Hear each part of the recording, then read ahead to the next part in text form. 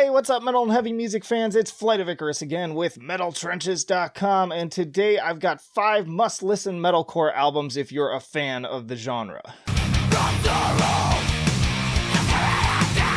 And hey, if you like to be kept up to date with the best and brightest metal bands and albums from the underground and above, then stick with me by hitting that subscribe button down below. But kicking things right off, we have to talk about Killswitch Engage and Alive or Just Breathing. This was their big major label debut, and I have so much to say about it. I remember at this point, these guys toured with Slayer. And that kind of gave this genre a little bit of an extra push. It pushed it a little bit more into the mainstream, and then also exposed it to a lot of people that were listening to a lot heavier stuff at the time as well. So these guys kind of straddled the line in that way. And then just so many amazing songs. Opens up with Numbered Days. This album has one of the best album openings of all time, I think, with that it's just so good. Self-Revolution, another great one. And then, of course, My Last Serenade, one of my all-time favorite metalcore songs. I could not stop singing along to this song when I heard it. This is my last serenade. I learned it on guitar. It was one of my first probably metalcore riffs that I learned to play. Then you've got Just Barely Breathing, Temple from Within, Vitae Infra. This thing is loaded with amazing songs, amazing singles, and I feel like to this day is one of their best albums of their career. I actually did a Killswitch Engage tier list, and this one obviously ranked very high, but I'm also impressed that they've still been, able to kind of kick it. They kind of floundered for me a little bit over the years. Each subsequent album was kind of getting less and less interesting for me, but their latest one, damn, dude, also one of their best albums of their career. And we're talking 17 years after this 2002 record. So definitely check this out if somehow you live in a cave and you missed it.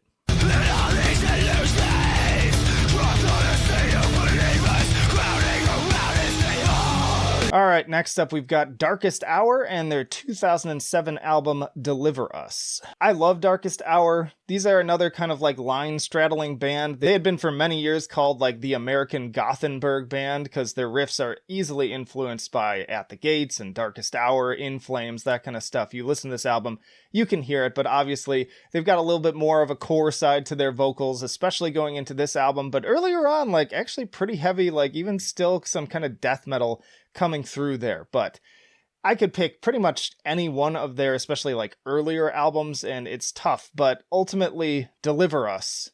This album is incredible. It's got overall, I'd say, the best songs. It's the most consistent, and just the guitar work on this thing is redonkulous. This was the last album to feature Chris Norris as a full band member, and Jesus, that guy can shred. His mark is all over this thing. So many amazing, not only just riffs and hooks, but also the solos. I was not big on solos when I first was kind of listening to metalcore. It's not sort of the core component. This album changed my mind. This album made me start to love and get interested in solos, and I still suck at it, but this inspired me in a big way. And then again, the songs, Doomsayer, the beginning of the end, great powerful opener. Sanctuary, Demons, which I played at the top there, An Ethereal Drain, Tunguska, Fire in the Skies, jam-packed with incredible moments that are just iconic in my mind. And I still, it's one of those albums that I can recall picking it up on release day,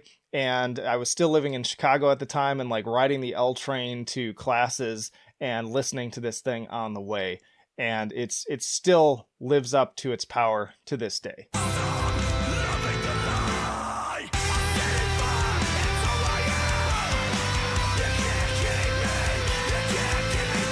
All right, and next up we've got the newest album on this list, but still from a classic band, and it had to be August Burns Red with Found in Faraway Places. Another band where I could have included virtually any album, and a lot of people probably would have gone with Messengers or Constellations. I also considered Rescue and Restore, which is one of my favorites from them. By the way, I think I've done tier lists on pretty much every band on this list if you want to check out those individually. But in any case, I picked this one because I wanted an album that featured a little bit more expansive songwriting, and this is definitely their most proggy album. It's still got all of those key components to the guitar style that makes August Burns Red, but then they expand it into some very kind of experimental directions. There's some really cool interludes on this thing. So it's a nice mix of kind of the old and the new, and for my money, one of the best records, again, that I think that they've ever done. It's very matured. They've really honed in on what made them great to begin with, but also included a lot of really cool guitar parts. There's even some like dusty Western sounding parts and some like interesting percussion choices, and just it's all over the place, but somehow still forms this very cohesive whole. And then pretty much every song in this album is like a single. It opens with The Wake, which is amazing. You've got Martyr. You've got Identity, which was the clip that I played. One of my favorite, very powerful songs. This band is known for these very like emotional parts and choruses that just get under your skin and kind of pull at your heartstrings. Separating the Seas, Majoring in the Minors is one of those big, powerful, kind of more mature tracks I've been talking about. Everlasting Ending, Broken Promises, Blackwood, Vanguard, Marathon, another great one right there that is aptly titled. Check out this album. If you somehow like fell off of these guys after their earlier career, or you just have never gotten into them, this is the perfect entry-level album. And also a great entry-level album for people who are into more progressive music, but maybe not so much into metalcore.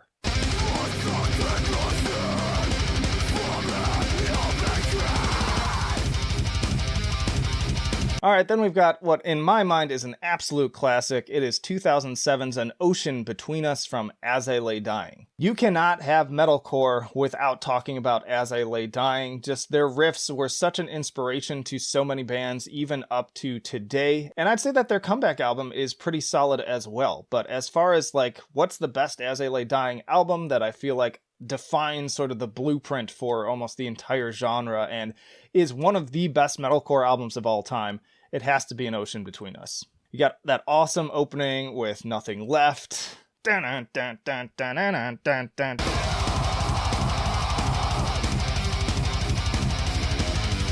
It's a hook machine. I am a very like guitar focused person when it comes to my albums. I love my sing-along vocals too, but it's gotta have those great riffs, and this thing is just jam-packed with them. An Ocean Between Us, Within Destruction, another great song, Forsaken, The Sound of Truth, This Is Who We Are, and man, that closer too, with the chorus on that one. I'm sorry to get cringy, but these albums just bring that out of me. Like, I cannot listen to this album without singing along. And as I said on my tier list, this is also one of those albums where, like, once you listen to one song, you have to listen to the rest of the album. It's like, you can't just have one chip. You're going to eat the whole bag. That's how I feel about An Ocean Between Us.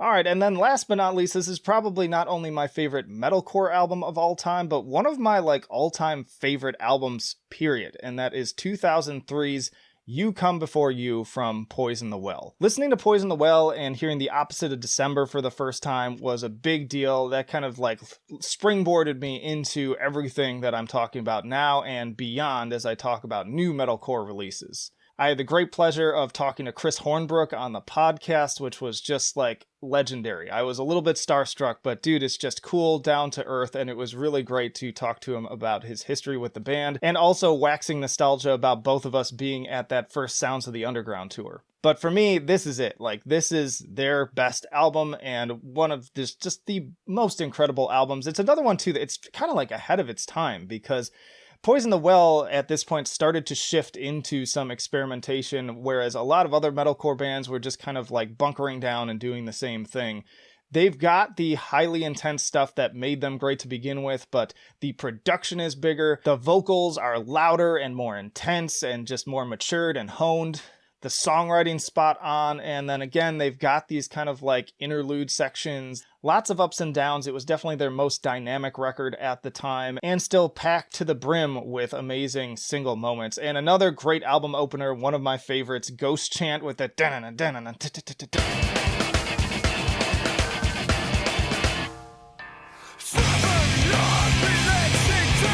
From there, you've got For a Bandaged Iris, you've got Zombies Are Good for Your Health, you've got the closer with Crystal Lake, which is an absolute brawler. There are moments on this album that will absolutely body you, but then there are other ones that just like wrap you up in a nice blanket and just like put you out, and you picture blue skies and clouds floating by and just more ethereal portions. They've got the best of both worlds here. Apathy is a Cold Body is another great example. I could go on and on talking about why this album is so good, but ultimately you just have to go out and listen to it. If you somehow missed it, I'm amazed to this day, like whenever I hear conversations about like the best metalcore bands of all time, I hear Killswitch brought up, I hear As I Lay Dying brought up, I hear most of these bands brought up over and over and over again, but somehow Poison the Well frequently gets left out, and to me that's just wrong, because these guys were easily like forerunners in the genre.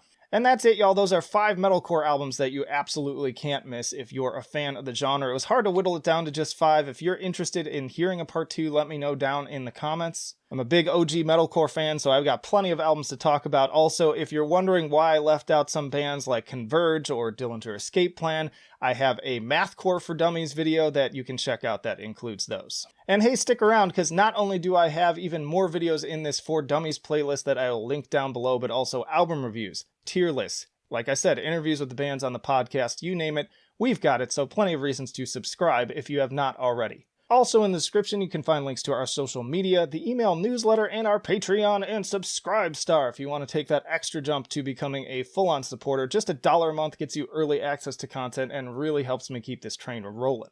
But that'll do it for now. Flight of Icarus signing off. I will see you in the trenches.